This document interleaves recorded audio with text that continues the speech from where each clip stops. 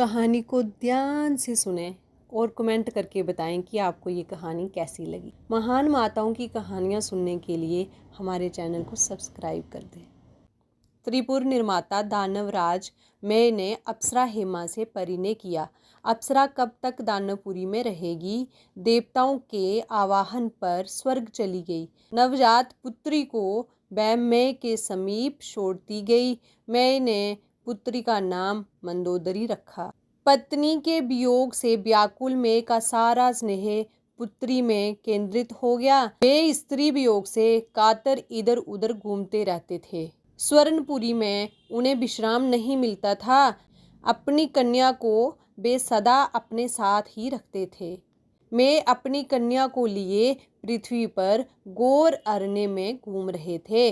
मंदोदरी ने 15वीं वर्ष की आयु में प्रवेश किया था। अकस्मात राक्षस राज रावण से मैं का वहीं साक्षात हो गया। अभी रावण अविवाहित था। दानवेंद्र और राक्षसेंद्र का परस्पर परिचय हुआ। पिता में ब्रह्मा के प्रपोत्र रावण ने अपने वंश का परिचय देकर मैं से कन्या की जांचना की। दानवेंद्र को सुयोग्य पात्र मिला। उन्होंने वहीं रावण को विधिवत कन्यादान किया। दहेज में अनेक दिव्य अस्त्र तथा अमोघ शक्ति दी। इस प्रकार मंदोदरी रावण की पटमहिषी हुई। रावण ने अनेक देव गंधर्व एवं नाग कन्याओं से विवाह किया, परंतु मंदोदरी सर्वप्रधान तथा सदा रावण को सबसे प्रिय रही। मंदोदरी ने सदा रावण का कल्याण चाहा और उसे सदा सत्य पथ पर बनाए रखने के प्रयत्न में रही। उसने रावण के दुष्कृत्यों का सदा नम्रतापूर्वक विरोध किया। सतीत्व स्वयं एक महासाधन है और उससे समस्त सिद्धियां सबता प्राप्त हो जाती हैं। सती नारी केवल पति सेवा से निःश्रेयस को भी सरलता से प्राप्त कर लेती है। मंदोदरी के अस्तित्व ने उसके हृदय में स्वयं एक प्रकाश प्रकट कर दिया कि प्रातपर पुरुष का अवतार अयोध्या में हो चुका है। जब रावण ने छल से श्री जनक नंदिनी का हरण किया तो मंदोदरी ने बड़ी नम्रता एवं शिष्टता पूर्वक उसे समझाया। नाथ, श्री राम मनुष्य नहीं हैं, वह सर्वेश्वर सर्वसमर्थ सच्चिदानंदगण साक्षात परम पुरुष हैं। उनका अनादर मत करें। वेदेही साक्षात जगजननी योग माया हैं। यह बैर आपके लिए योग्य नहीं।